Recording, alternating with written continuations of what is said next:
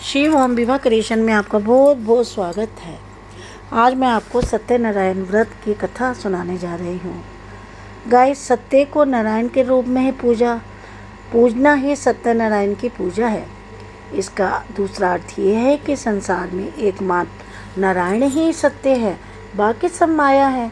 सत्य में ही सारा जगत समाया हुआ है।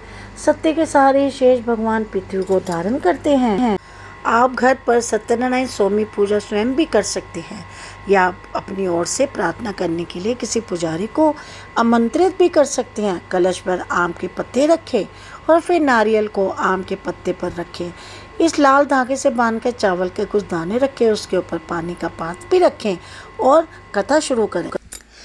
अब मैं आपको सत्यनारायण की व्रत कथा सुनाने जा रही हूँ। एक समय नावेशेण तीर्थ में शौन काटे 88,000 ऋषियों ने श्री सूत जी से पूछा, हे प्रभु, इस कलयुग में वेद विद्या सहित मनुष्यों को प्रभु भक्ति किस प्रकार मिलेगी तथा उनका उद्धार कैसे होगा?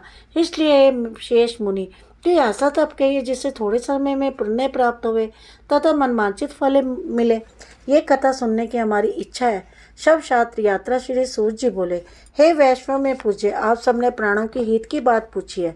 अब मैं उस शेष व्रत को आप लोगों से कहूँगा जिस व्रत को नारद जी ने लक्ष्मी नारायण से पूछा था और लक्ष्मीपति ने मुनिश्रेष्ठ नारद से कहा था। तो ध्यान से सुनो। एक समय योगी नारद जी दूसरों की हित की इच्छा से अनेक लोगों में घूमते मृत्यु लोक में आ पहुँचे। यहाँ अनेक योनियों में जमा हुए प्राय सभी मनुष्यों को अपने कर्मों द्वारा अनेक दुखों से पीड़ित देखकर सोचा, किसी यत्न के करने से निश्चय ही मनुष्यों के दुखों का नाश हो सकेगा। ऐसा मन में सोचकर विष्णु लोक को गए। वहाँ सफ़ेद वर्ण 4 भुजाओं वालों देवों के इष्ट नारायण को देखकर उनके हाथों में शंख, चक्र, गदा तथा पद्म थे तथा वनमाला भी पहने हुए थे।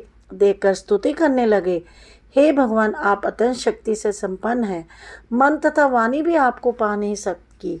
आपका आदि और आदि अंत नहीं है। निर्गुण स्वरूप सृष्टि के आदिभूति व भक्तों के दुखों को नाश करने वाले हो, आपको मेरा नमस्कार है। नारद जी से इस बार की स्तुति सुनकर भगवान विष्णु बोले, हे मुनिश्रेष्ठ, आपके मन में क्या है? आपका किस काम के लिए यहाँ पे आगमन हुआ है? निसंकोच ही कहो। तब नारद मुनि बोले, मृत्यु लोक में सब मनुष्य जो अनेक योनियों में पैदा हुए हैं अपने अपने कर्मों के द्वारा अनेक प्रकार के दुखों से दुखित हो रहे हैं।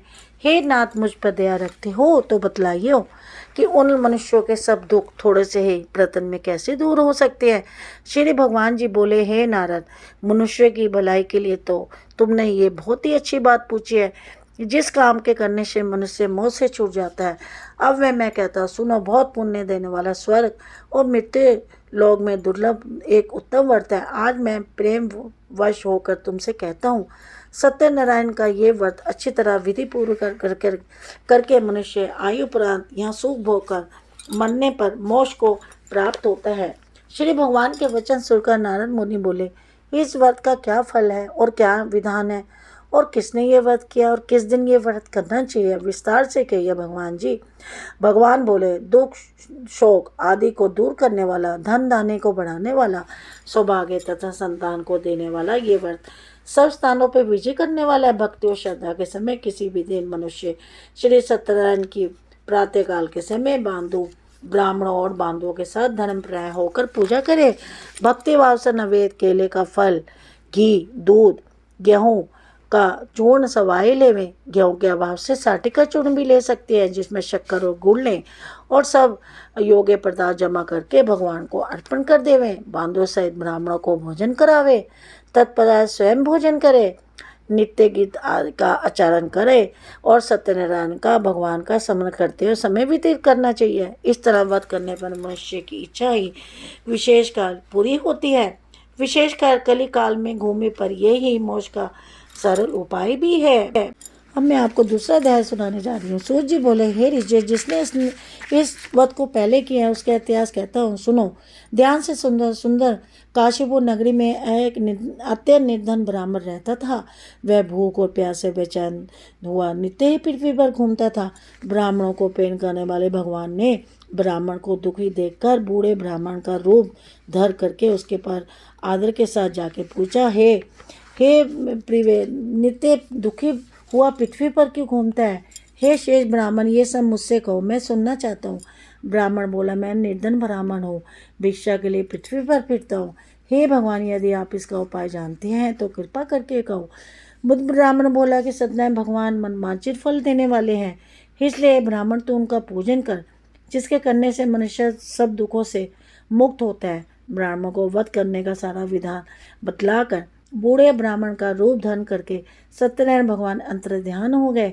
जिस वध को बुद्ध ब्राह्मण ने बतलाया मैं उसको करूँगा। वह निश्चय कर उसे रात में नींद भी नहीं आई। वह सवेरे ही उठ गया और उसने सत्यनारायण के वध का निश्चय कर भिक्षा के लिए चला गया। उस दिन उसको भिक्षा में बहुत सा धन मिला, जिससे बांधुओं के साथ उसने सत्यनारायण का व्रत किया।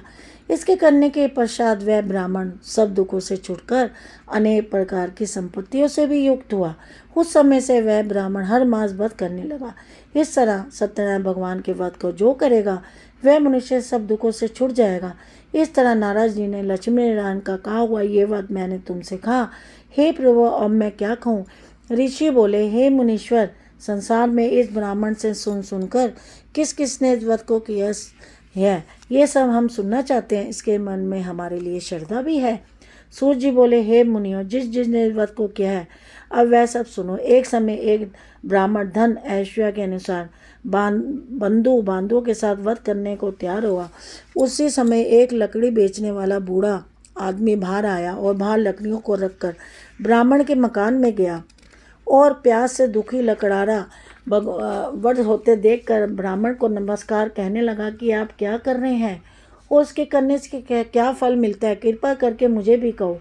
ब्राह्मण ने कहा, सब मनोकामना को पूर्ण करने वाला ये सत्यनारायण भगवान का व्रत है।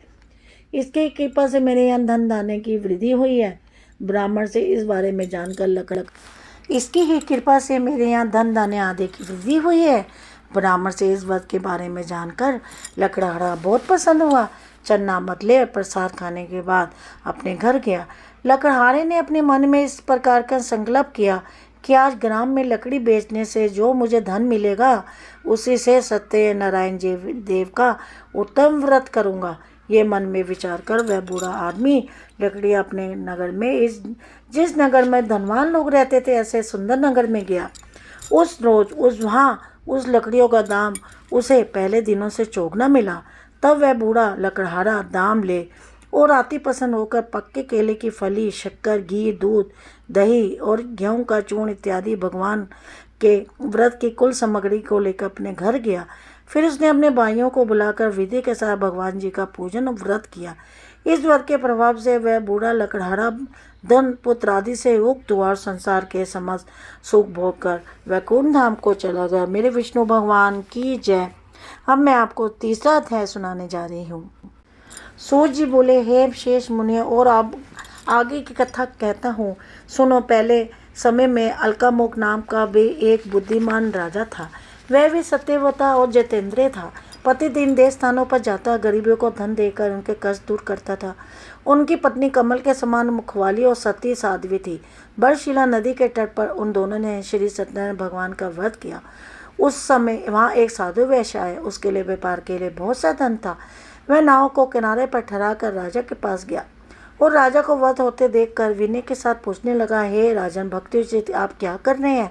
मेरी सुनने की इच्छा है, सो आप मुझे ये बतलाइए। राजा बोला, हे साधु, अपने बांधवों के साथ पुत्र आदि की प्राप्ति के लिए यह महाशक्तिवान सत्यनारायण भगवान जी का व्रत वह पूर्ण किया जा रहा है। राजा के वचन सुनकर साधु आदर से बोला, हे राजन, मुझसे भी इसका संविधान को, मैं भी आपके कथा अनुसार इस व्रत को करूँगा, क्योंकि मेरी भी कोई संतान नहीं है और इससे निश्चय ही होगी। राजा से सब विधान सुन व्यापार से निवृत्त हो वह अनंत के साथ घर गया। साधु ने अपनी स्त्री को संतान देने वाले इस व्रत का समाचार सुनाया और कहा कि जब मेरी संतान होगी तब मैं इस व्रत को करूँगा। साधु ने ऐसे वचन अपनी स्त्री लीलावती से कहे। एक दिन उसकी स्त्री लीलावती पति के साथ आनंदित हो संसारिक धन में प्रवृत्त होकर भगवान सत्यनारायण की कृपा से गर्भवती हो गई और 10वें महीने में उसके एक सुंदर कन्या का जन्म हुआ। दिनों दिनों वह इस तरह बढ़ने जैसे जैसे शुक्ल पक्ष का चंद्रमा बढ़ता है। कन्या का नाम कलावती रखा गया। तब लीलावती ने मीठे शब्दों में अपने पति से कहा कि जो आपने संकल्प किया था कि भगवान का व्रत करूंगा, आप अब उसे करिए। साधु बोला, हे प्रियवेश के विवाह पर करूंगा। इस प्रकार अपनी पति को आश्वासन दे वह नगर को गया। कलावती पीतगृह में विधि को प्राप्त हो गई। साधु ने जब नगर में सखियों के साथ अपनी पुत्री को देखा तो तुरंत ही दूत बुलाकर कहा कि पुत्री के वास्ते कोई सुहागे वर देख कर लाओ। साधु की आज्ञा पाकर दूत कंचन नगर पहुंचा और वहां बड़ी खोज कर देखभाल कर लड़की के लिए सुहागे वाणी पुत्र को ले आया।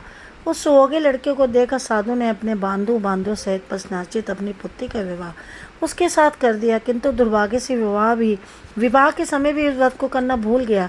तब भगवान श्री क्रोधित हो गए और उसे शाप दिया कि तुझे दारुण दुख प्राप्त होगा।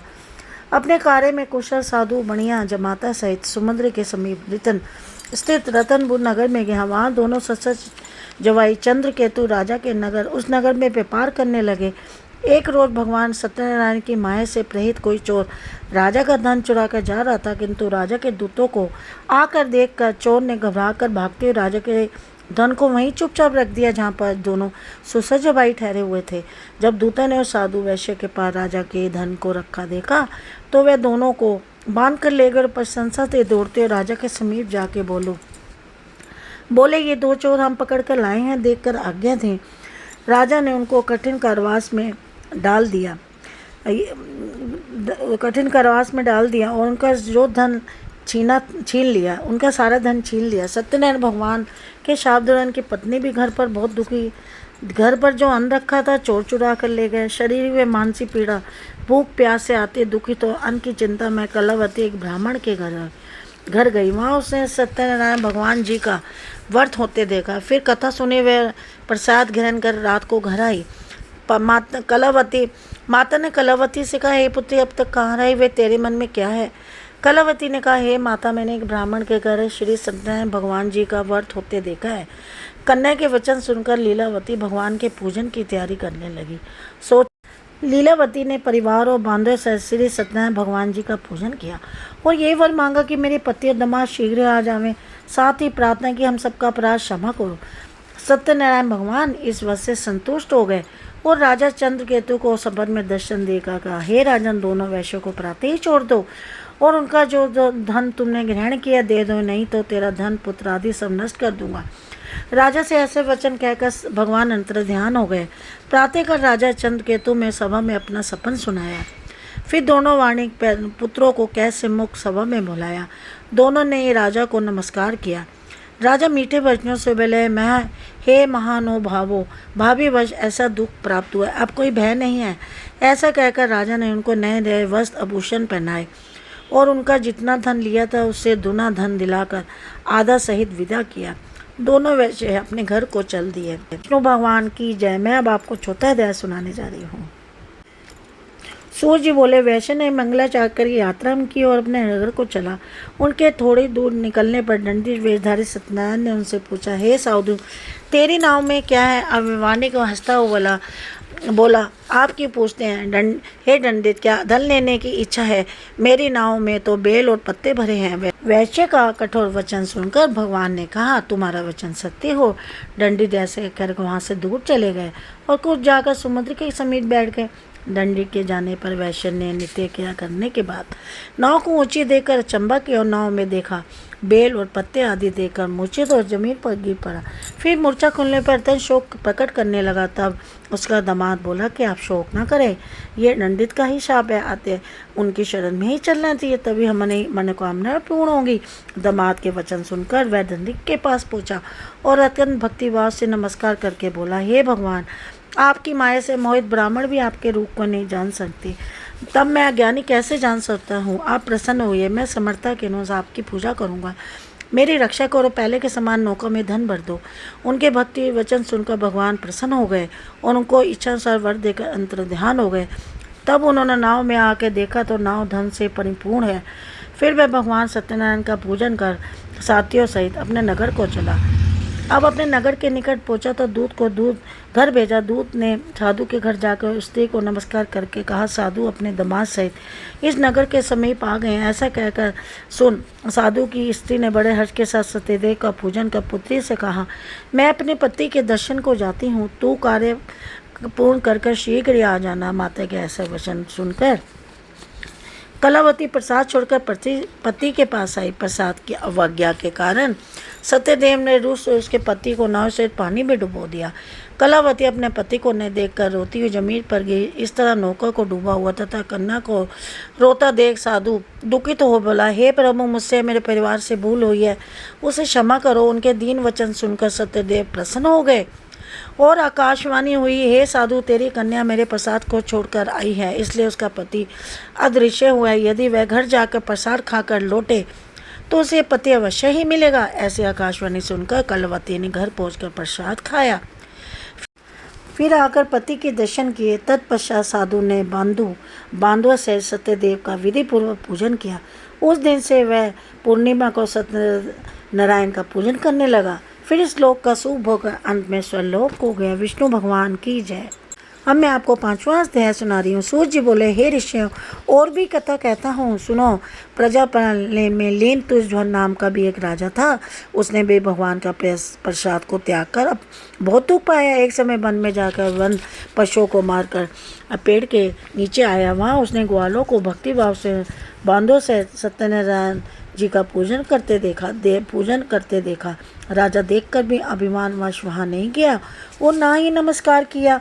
तब ग्वालों ने भगवान का प्रसाद उसके सामने रखा तो वह प्रसाद को त्याग कर अपनी सुंदर नगरी को चला गया। वहीं उसने सबको नस पाया तो वह जान गई ये सबको भगवान ने किया। तब वह विश्वास कर ग्वालों के समीप गया और विधि पूर्वक पूजा कर प्रसाद खाया। तो जैसा पहले था, सत्यदेव की कृपा से जैसे पहले था वैसा ही हो गया। फिर दिन काल तक शुभ होकर मरने पर स्वलोक हो गया। जो मनुष्य परम दुर्लभ व्रत को करेगा, भगवान की कृपा से उसे धन धान्य की प्राप्ति होगी। निर्धन धनी और बंदी बंधन से मुक्त होकर निर्भय हो जाता है। संतानहीनों को संतान प्राप्त होती है। सब मनोरथ पूर्ण का अंत में वैकुंठ धाम को जाता है।